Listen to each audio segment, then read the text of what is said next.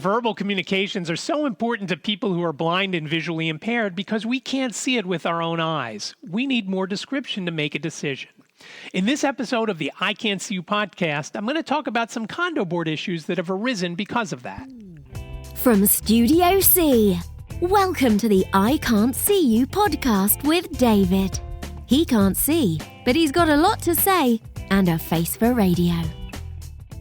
Hello there, and welcome to episode 75 of the I Can't See You podcast. My name is David, at David Benj on all the socials. I really appreciate you joining me today, and I hope you're staying safe and washing your hands and doing all that good stuff. Before we get going into the episode, I want to take a couple of minutes to talk about getting on the show and who you would like to see on the show. Is there someone you know who is blind or who helps blind folks and could show how blind people do things that everybody else does, maybe even better? And I know there's a few folks out there that I'd like to speak to that I'll be reaching out to in the coming weeks to hopefully get them on an upcoming podcast episode.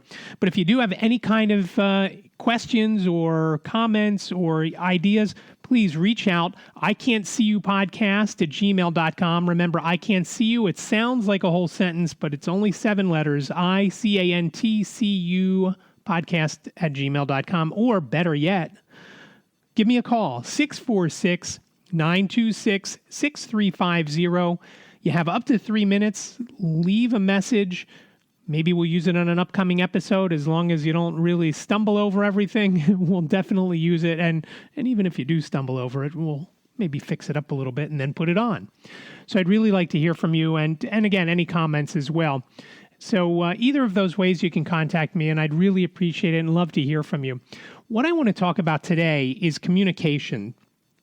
You know, one thing with blind folks, and I've mentioned this a million times, when sometimes we ask, hey, where's the bathroom at? Somebody will say, it's right over there, and maybe they're pointing, or they're looking in a specific way. And that's something that we can't, obviously pick up on. So communication is very important for us. And some of the things that have happened to me over the last week, and I am recording this, by the way, on the day I'm releasing it, as I've said in the past also, I have to have it fairly quiet, not because I'm afraid something will get picked up on the mic, but because it makes me lose my train of thought and I don't have any notes. I think about what I want to talk about in an episode, and basically I'm just retelling a story that has happened to me in the past, and usually it's fairly recently in the past, as today's episode is.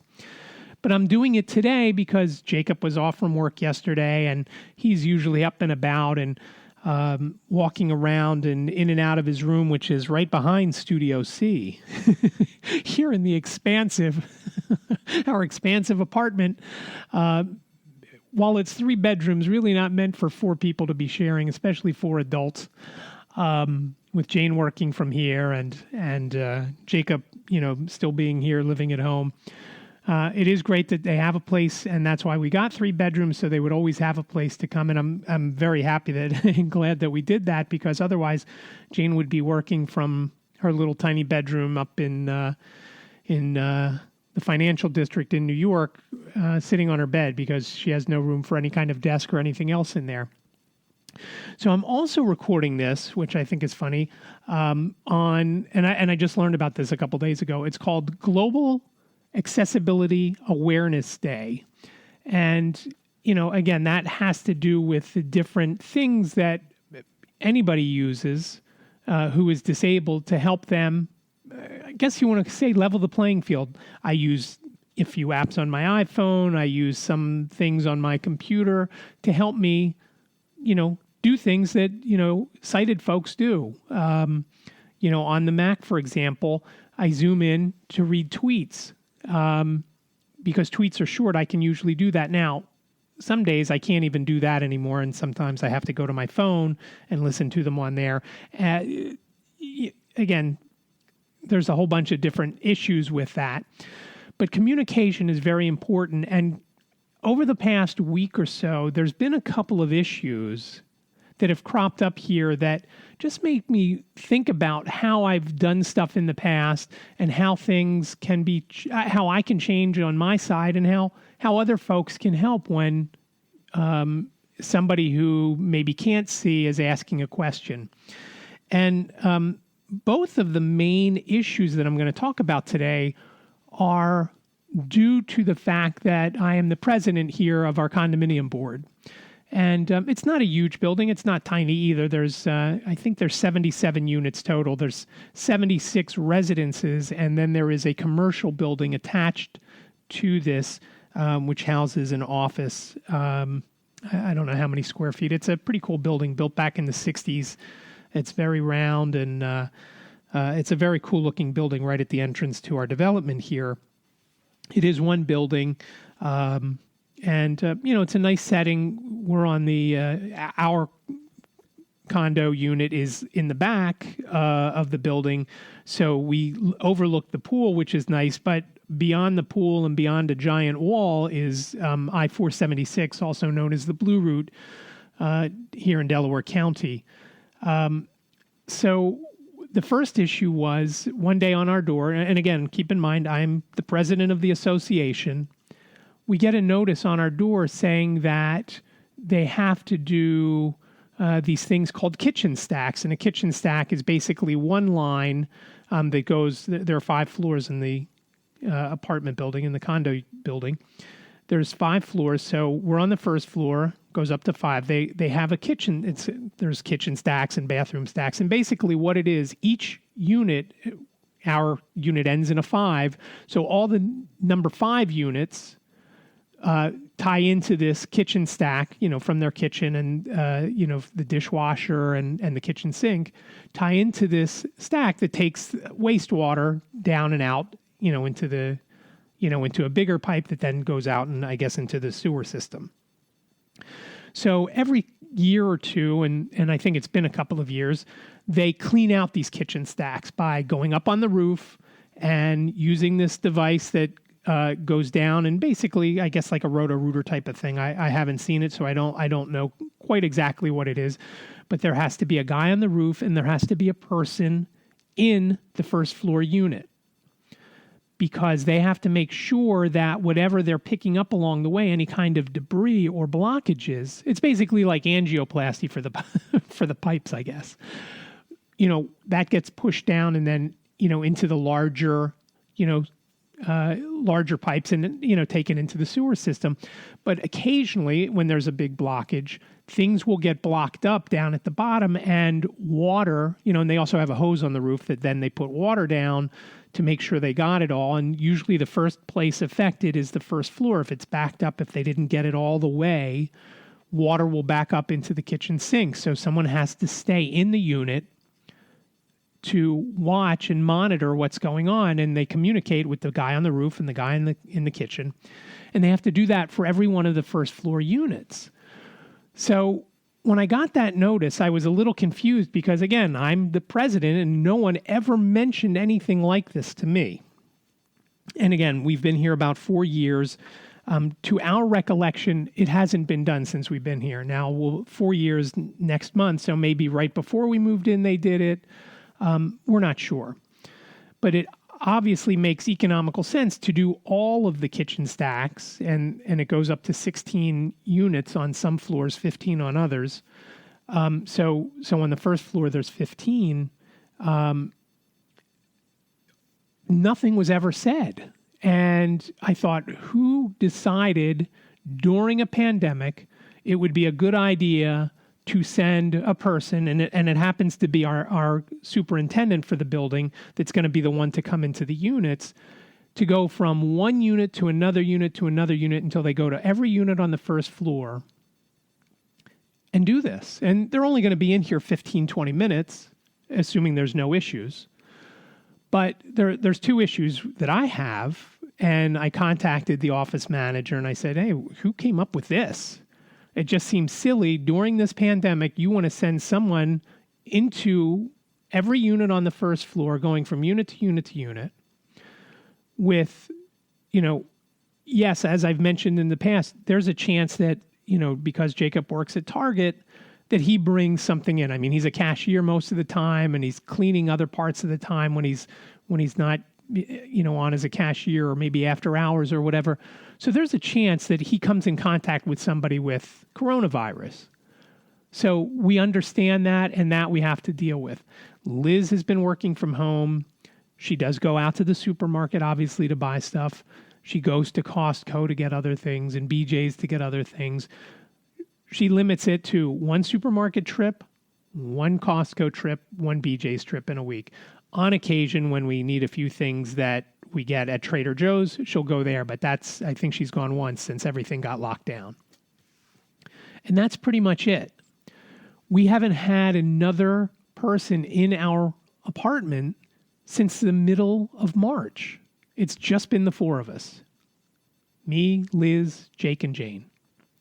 So I thought, this is just nuts to have this person go from unit to unit. And again, I don't know if anybody else, I don't know if the guy next door to me has been out and about or in a big crowd or decided he wanted to get his hair cut at a barber shop that may be open somewhere. I don't know. And I was uncomfortable with it. Liz was very uncomfortable with it. So there's that factor. And then the other factor is Liz is at the dining room table trying to conduct lessons with her students. And sometimes, it's just music class and she may be singing along, or maybe it's art class and she's just monitoring because someone else teaches it. But there are 3 days a week where she's doing one-on-one with students.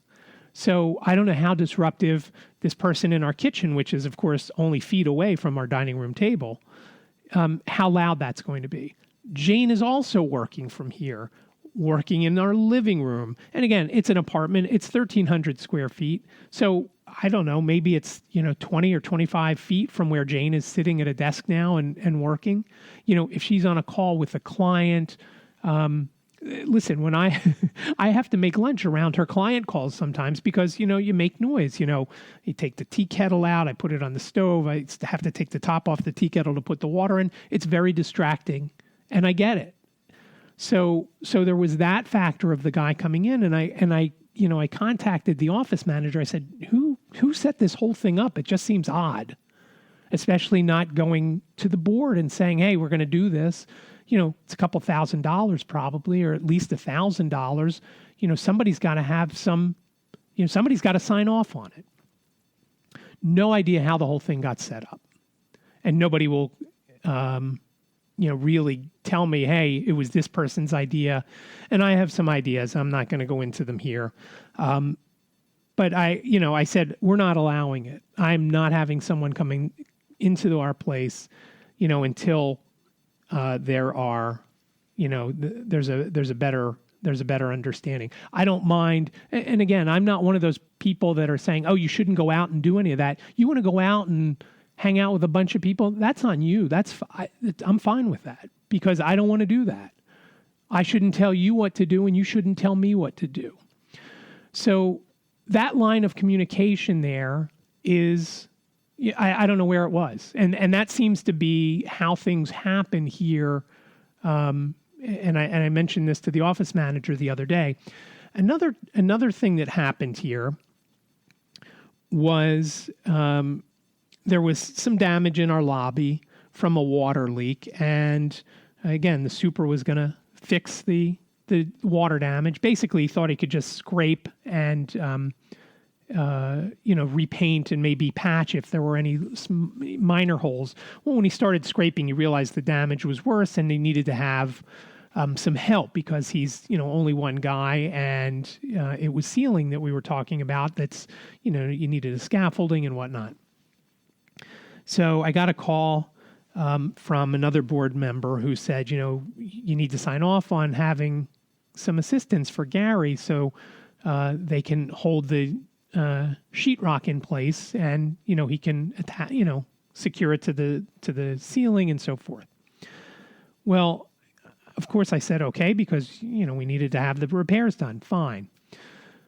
So at some point in time, Gary, the superintendent, got hurt, and he had tripped over a drop cloth or something, and I don't know if he fell into or ran into the scaffolding. It's not 100% clear. Again, the communications. But he couldn't finish the job. And the next thing I know, I'm assuming it's the two guys that were going to help him do the job in the first place are now finishing the job. So they're securing the sheetrock to the ceiling and taping and, doing all that good stuff that you do to make the drywall look nice, and then going to paint it. Well, I got a call from someone saying they were painting the entire lobby. And I said, why would they paint the entire lobby? Only the ceiling needed to be repainted. I get that you're not going to just paint that new piece of sheetrock. You got to paint the whole thing because, you'd see different, even if you're using the same exact color, years of, whatever in there is going to make it, two different colors unless you do the whole thing. I get it. You have to paint the whole ceiling. Well, that phone call that I got saying that they were doing the entire lobby and I waited until we usually go down the mailroom. You have to go through the lobby to go to the outer lobby, and then the mailroom is in there. You need a key to get in and so forth. Liz and I have been going down usually like 8 o'clock at night when a lot of the folks in here are in their place, and there's very little chance of, having to, step aside while somebody else walks by in the hallway. And the hallways are only, 5 feet wide or so. So it's, there's no social distancing if, you have people going opposite ways in the hallway. So we wait, we go down, we get the mail. And I said, we're going to look at the lobby when we go down today, Liz, because, I need to know if the whole thing was painted, how does it look and so forth and so on. When we get down there, of course, only the ceiling was painted. And it just goes back to, when I make a decision, I have to rely on what other folks tell me more than, maybe a fully sighted person has to. Because if something gets left out and I make my decision on, based on what was told to me and something is left out and I say, okay, well, let's do this. Oh, no, that was already done. Well, that wasn't told to me. I only knew that this happened. So we have our monthly board meeting, and we hadn't had a meeting face to face in a couple of months. And some of the, as you can imagine, some of the board members are older. Okay, let's say most of them are older. And many of them use hearing aids and have trouble hearing on the phone. So doing a Zoom meeting type of thing for our board meeting just wouldn't work. And it turns out that after we had this face-to-face meeting, we have a community room here where we all sat, probably, 6 to 10, maybe even further apart. So the issue with the face-to-face meeting was similar to doing it on the phone, because it turns out some of the folks that can't hear very well usually look at people and have learned to read their lips. So they kind of fill in the gaps that they're not hearing by reading their lips. So we all had masks on, so still it was the same as, I'm guessing, as listening on the phone. One of our board members did not want to do a face-to-face meeting. I get it. Again, that's your call. You're not comfortable with it, that part I get. But at the meeting, we talked about the lobby. How much did the lobby cost? No one knows. We don't know if we're going to get a bill for $100. It will be much more than $100, or $1,000, or $2,000. And there is just, I don't want to say oversight. I mean, there's no sight. There was no communication between anyone. Now, I haven't sat down with our super to talk about it. I'm a little leery talking to our super because he has chosen on occasion to wander the building without a mask. And to me, when there are signs up all around the building that say, when you're in a public space in the building, you got to wear a mask. And again, I am on board with, you don't want to go out of your place, you don't want to wear a mask when you do certain things. That's okay unless it's affecting other people.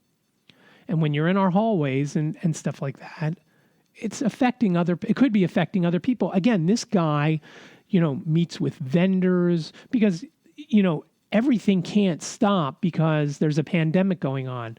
When the hot water stops working, we can't just say, well, there's a pandemic, we'll just do without it. I mean, maybe at some point it'll come to that. I hope not. When the elevator has an issue, you can't say, well, we'll just wait till the pandemic is over to fix it. You have to have these folks come in. And again, we don't know where they come from. We don't know where they've been. We don't know if they've gone places and not been socially distant with folks in there.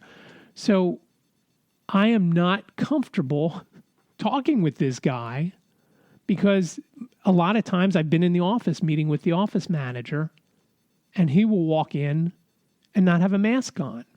And to me, it's kind of a giant FU to, hey, I'm not going to wear one. I don't care if I cough and breathe and, I don't know if I have it. And he's an older guy. So, I'm guessing he doesn't have it because he's still walking around and other than being a little banged up from when he, hurt himself doing the lobby. So again, the communication, and I don't want to put it all on him because it's everyone here. And I try and stay on top of things without going down and meeting face to face with the office manager. I know she doesn't want to keep having people come into the office. She wants to, even though I wear a mask when I go in, a mask nicely made by Liz. I think I have a picture of it on Instagram, Instagram.com/David Benj, as all these socials. So I just like the communications, I can't make the right decision if I don't have all the information. And to get the information, sometimes I have to go down there. Now, in the past, since our board meeting, the office manager has sent me updates via email saying this is what's happened today. And some days are, some days there's nothing really of any substance that I have to worry about going on, meaning, I don't need to know that, Mary Jo bought a roll of quarters, so she could do wash. I don't care. But when something happened to the elevator like it did earlier this week, I care. I have to know. And, somebody had to be called and, there's a chance that it's not a cheap fix. They ordered a part and we'll have to see. There's been, we've talked about opening the pool and we voted to open the pool. We'll see how that goes. And, it's not going to happen for a while because the cover just came off and the water is murky as can be. So we'll see how that goes. And again, it probably won't happen until the governor of Pennsylvania okays public pools to open or not open. And again, it's kind of a tricky situation because it's not a public pool. It's for residents. So again, there are 76 residents here. I don't know how many actual people live here. Again, there's 4 in ours. Although I would guess Jane is only considered a temporary resident. Although she still has her Pennsylvania driver's license.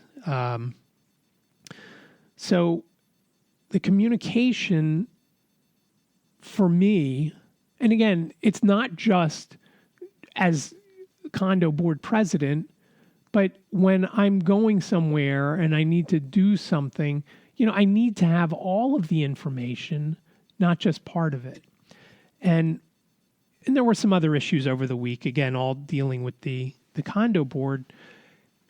And something happened at the meeting that, it could have easily been fixed either before or after the meeting just by a person saying, hey, I have to talk to you about this, and laid out what they wanted to talk to me about. It kind of reminded me when I was a kid and I had the West Coast Video Store.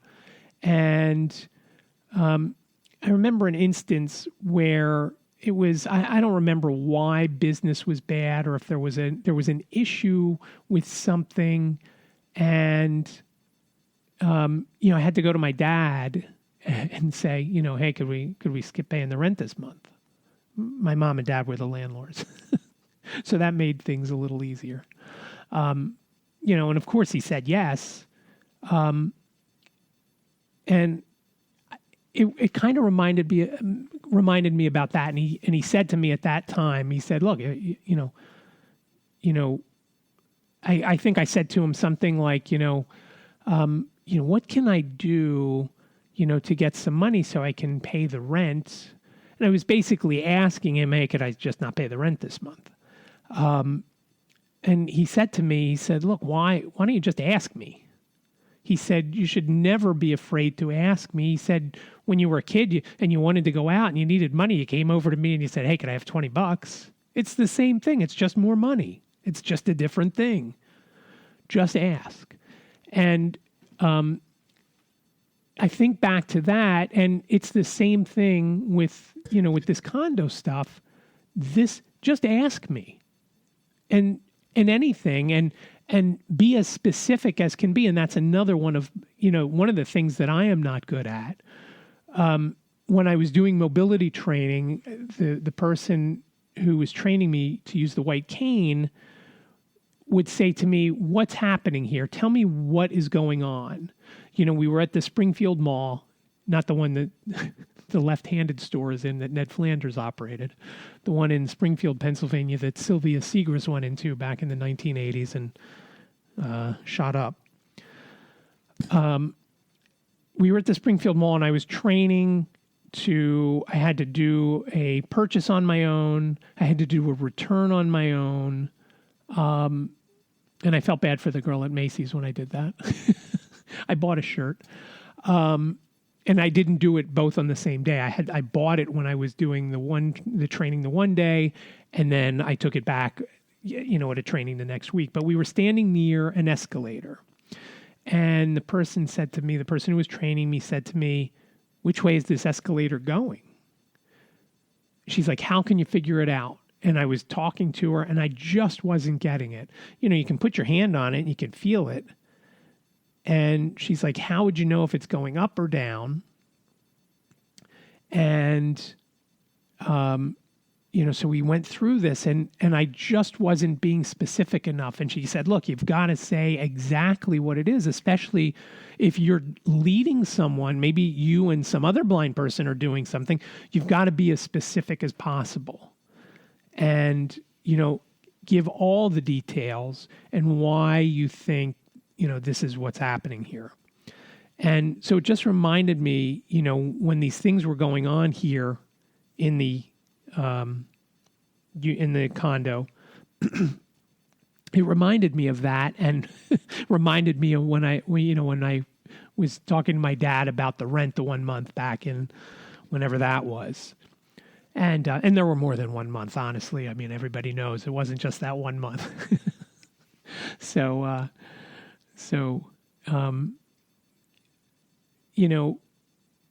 you just have to say, when somebody asks, hey, what's happening out there?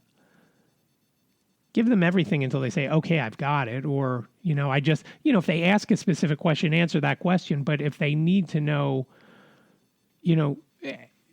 when we were training folks at the different museums in Philadelphia that Philly Touch Tours with Trish and Catherine, I was one of the folks helping out. She always said, look, you need two different views with blind folks. You need the eagle view, so you see everything, and then you got to get down to specifics at some point to where it's a view of like a mouse who's right up close to something and just that specific thing. But first you need the overall view of what's happening. And then you got to drill down to get to it. And I just couldn't help to think that as, all these three things were happening here in the condo, I couldn't help thinking about that and, the white cane training and, mobility training, and asking my dad, and it just made me laugh because it wasn't specific, what was going on. And so hopefully it's going to clear up. And, I don't hate being president. I don't love being president. I'll do it. And, I'm okay with it. And I'm happy to help out. Like, same thing with, my position in the Keystone chapter in the National Federation of the Blind of Pennsylvania. I told the president I would I'm the treasurer in that organization. I would do whatever she wanted me to do. And, I told her to ask me, and if I can do it, I would do it. And if I couldn't, I would say I can't do it right now.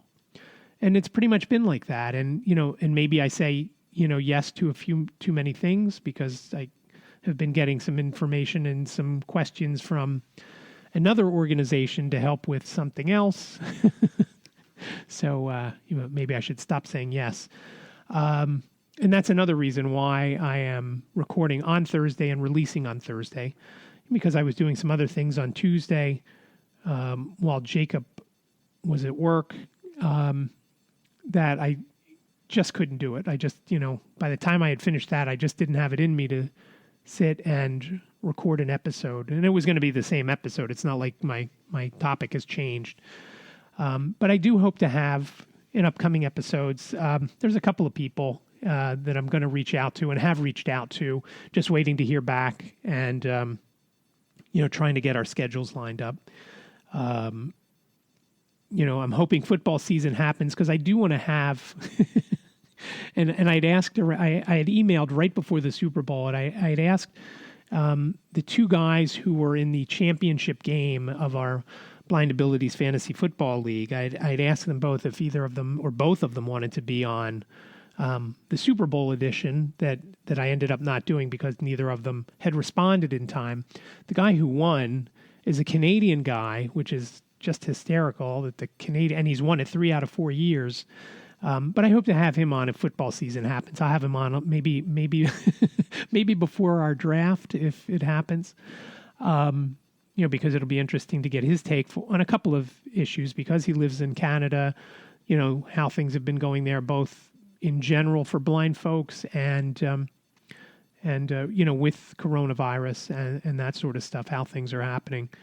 And there's a couple other folks, actually a couple of people I'm friendly with on Facebook.